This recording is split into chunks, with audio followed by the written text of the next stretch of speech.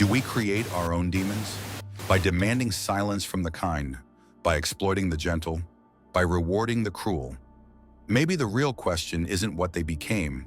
Maybe the real question is, what did we expect them to become?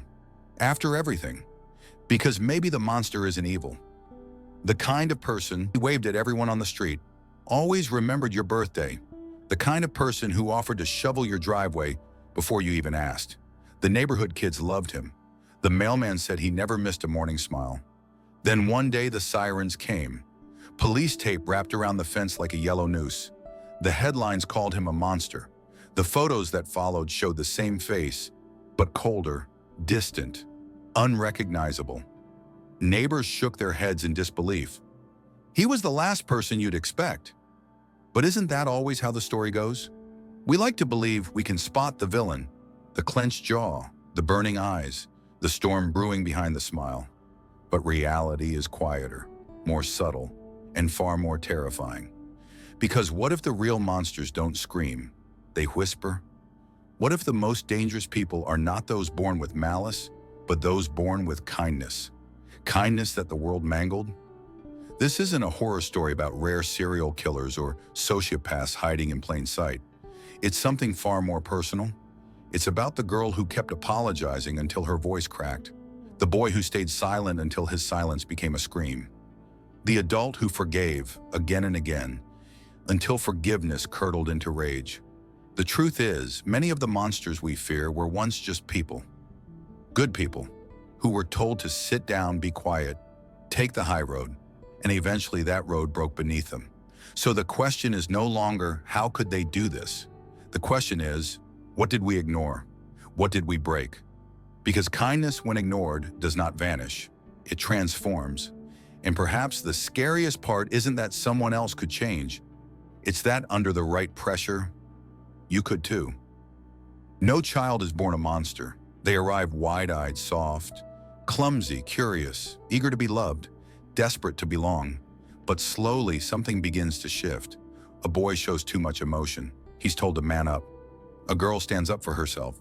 She's labeled dramatic. A child dares to dream differently. They're laughed at, corrected, punished. So they shrink, swallow, smile when they want to scream. And each time they do, a piece of their true self disappears. Carl Jung called it the shadow self. The parts of us we're told are unacceptable, so we bury them. But they don't vanish. They wait. Viktor Frankl, who survived the Holocaust, argued that suffering alone doesn't destroy a person. It's suffering without meaning that leads to despair. When someone keeps giving, keeps enduring, and still receives pain in return, they stop searching for meaning and start searching for control. That search can twist a soul. Erich Fromm described something even more unsettling. The idea that freedom itself can be terrifying, that when people feel powerless for too long, they seek structure, even in cruelty. A life of endless submission becomes unbearable. So the mind flips. If I can't be safe, at least I can be feared. This is how monsters are made, not in sudden explosions of evil, but in slow, invisible betrayals. Each one a cut so small you barely notice until you bleed out. Humiliation, exclusion, betrayal. These are not moral failings, but left unhealed, they rot. You grow up, you put on the face, but underneath, that shadow still whispers. The kid who was bullied becomes the boss who humiliates others. The woman who gave everything becomes the one who trusts no one. The good man who watched the world ignore his kindness becomes the villain who no longer offers it. Evil is not always the opposite of goodness. Sometimes it's goodness, contorted. A kindness so mistreated it mutates. And the most terrifying part? The monster isn't some foreign invader. It's the ghost of the person they were never allowed to be. A reflection shaped by every time they were silenced, every time they were told, don't be too much, don't ask for more, don't fight back. So if you ever wonder how someone could become so cruel, so cold, don't look at who they are now. Look at what they had to survive just to be heard. You wanted peace, so you swallowed your rage. You wanted to be liked, so you laughed when it hurt. You didn't want conflict, so you let them win again and again and again. This is the emotional reality of kind people. They give because they believe in goodness. They endure because they think it will make things better. They tolerate not because they are weak, but because they hope. But hope can be dangerous when it becomes a leash. Society loves kind people until it doesn't. It praises them for being understanding, gentle, agreeable, for keeping the room calm while silently breaking inside. Teachers adore them. Bosses rely on them. Partners take from them. And what do they get in return? Burnout, guilt, silence. They're told, "You're so easy to be around." But no one asks, what does it cost you to be easy? Beneath the surface of niceness is a storm building, because kindness without boundaries isn't virtue, it's self-erasure. The fawn trauma response is rarely talked about, but it's everywhere. It's the instinct to appease, to people please, to say yes when your soul is screaming no. It's how children survive unstable homes, how partners survive toxic love. You give love to avoid being hurt. You overperform just to feel safe. It's not kindness. It's fear dressed as compassion. And it's exhausting. This exhaustion has a name too: moral fatigue. It's what happens when you keep doing the right thing. But nothing gets better when you forgive, compromise, support, and still get stepped on. You start to question your reality. You begin to fracture. Cognitive dissonance kicks in. You think, I'm doing everything right, so why do I feel so wrong? The mind cannot hold two opposing truths forever. Eventually it snaps. And here's the twist. They don't stop being kind. They just stop being kind for free. They start using their emotional intelligence not to comfort, but to control. Their empathy sharpens. Their smiles turn into weapons. They become passive-aggressive, cold, performatively generous, kind but with strings attached. Because if kindness gets punished long enough, it mutates, not into cruelty, but into strategic kindness, conditional kindness. Kindness used as armor, as bait, as manipulation. And the world? It barely notices, because from the outside, they still look like the same person. They're still helpful, still polite, but now it's calculated. Now it's survival. This is what happens when someone gives too much for too long. They don't burn out. They become something else, not monstrous, not evil, but untouchable, emotionally unavailable, impossible to reach. Because once you've been shattered by your own goodness, you stop referring it to anyone who hasn't earned it. The system doesn't hate kind people. It simply knows they won't fight back. Zoom out from the individual. Look beyond broken families or failed friendships. Something deeper is at play. Something colder. Modern society is built like a machine, one that runs on silence, obedience, and compliance. And kind people? They're the perfect lubricant, because they don't question, they don't resist, they absorb until they can't. In capitalism, kindness isn't profitable. The employee who covers extra shifts, who stays late, who doesn't complain, that's not rewarded, it's expected. And when they finally speak up, they're labeled ungrateful. The system is designed to drain the kind first, because they're the easiest to manipulate, the most afraid of disappointing others. In media, kindness is mocked. Turn on the screen and you'll see it. The nice guy is the punchline. The empathetic girl is naive. The narrative rewards the ruthless, the confident, the cynical. And slowly the message sinks in. If you want to survive here, don't be soft. In politics, kindness is weaponized. Leaders tell you to be civil while they commit atrocities. They call for unity after promoting division. They gaslight truth-tellers, villainize protesters, celebrate pacifism, but only when it protects their power. This is how kind people are broken, not by one act of betrayal, but by a world that punishes their decency again and again. So they begin to internalize failure. They try harder, give more, shrink smaller, and when it still doesn't work, they stop believing they can change anything at all. This is called learned helplessness, a psychological state where you've been hurt so many times that you stop trying to escape, even when the door is wide open. You don't believe in freedom anymore. You believe in survival. Pair that with toxic positivity, the cultural pressure to stay positive, look on the bright side, and be grateful no matter what. And what do you get? A society where people are drowning in pain while smiling. Because to express anger is dangerous. To grieve publicly is weak. To say, "I'm not okay," is to invite judgment. So they stay quiet, and that quiet turns into rot. Eventually, cynicism becomes safer than kindness. Distance becomes more rewarding than vulnerability. And rage starts to feel like truth. This isn't just psychological, it's structural. It's political. What if the monsters we fear were once just people like you? Before you judge them, stay with us. The real reason might shatter everything you believe about human nature. The world doesn't need to destroy kind people. It just needs to use them, exhaust them, and watch them implode. And when they finally snap, when they speak up, the world acts surprised, but it shouldn't be. Because if you feed a fire long enough and never let it burn, it will find its own way to escape, and no one will be ready for the heat.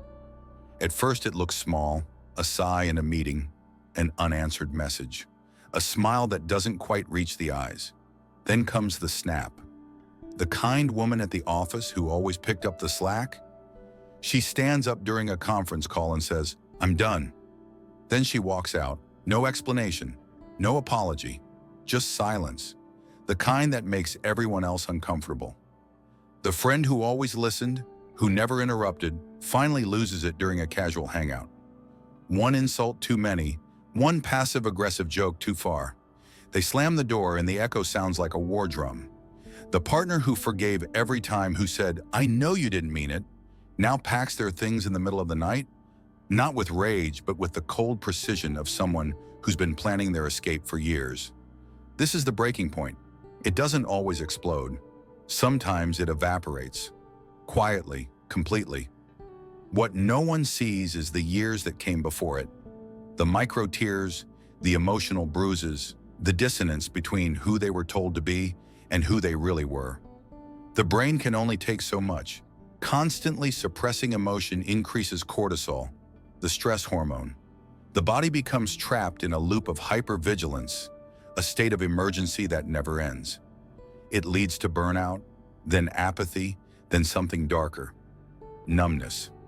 The line between survival and collapse becomes razor thin. This isn't weakness, it's neurological overload. PTSD isn't always born in war zones. Sometimes it's born in bedrooms, break rooms, and boardrooms. It's the trauma of being too good for too long in a world that doesn't know what to do with goodness. The breaking point is like a balloon stretched beyond capacity, not by one breath, but by thousands. Each one small, invisible, until it bursts. Or like the ocean, quiet, reflective, but with a pressure underneath that could drown a city. The monster isn't born here, it's unleashed. And when it comes out, it's not always violent. Sometimes it looks like withdrawal, sometimes it looks like revenge. But every time, it's a release, a refusal to be the version of yourself that kept dying just to keep others comfortable. The people around them say, "I never saw it coming." But they did. They just weren't paying attention, because breaking points aren't sudden. They're sculpted over time by everyone who expected kindness without offering it back.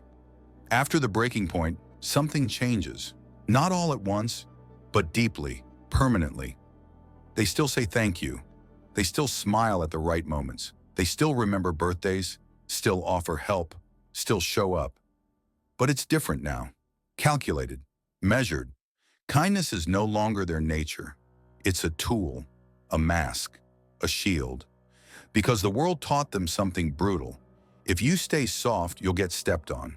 If you stay vulnerable, you'll get torn apart. So now they play the game.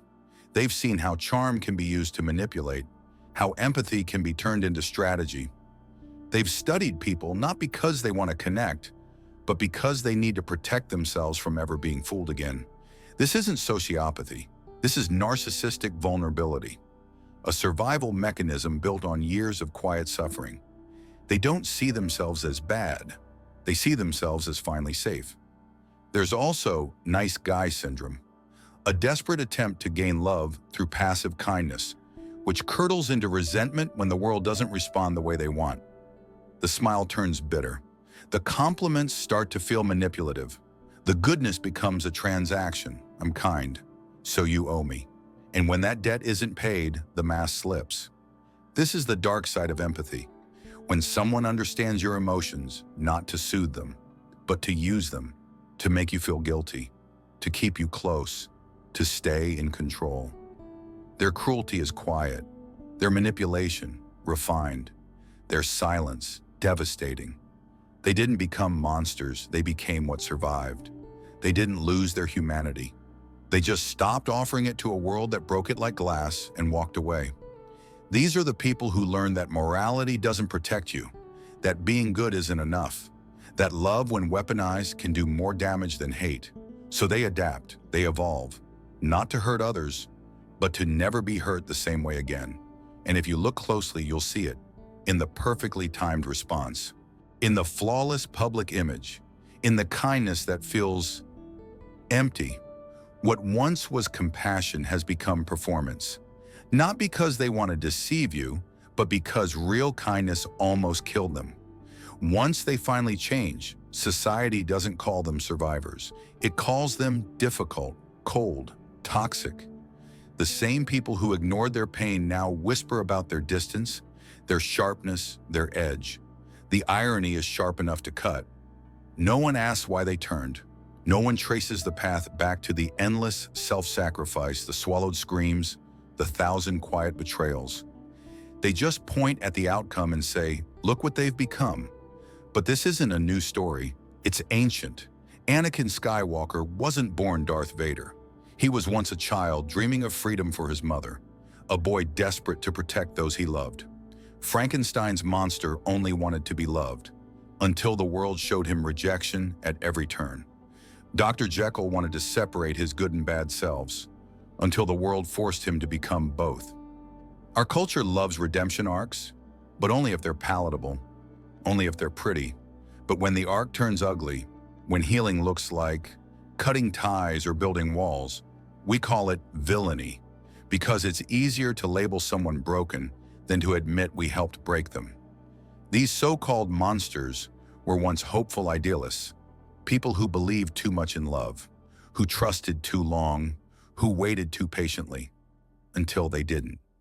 Maybe it's just exhausted. This story wasn't just about them, it's about you, about the parts of yourself you've buried just to be loved. The quiet no you swallowed, the rage you laughed off, the truth you softened into silence. How long can you keep hiding before something inside you forgets how to speak?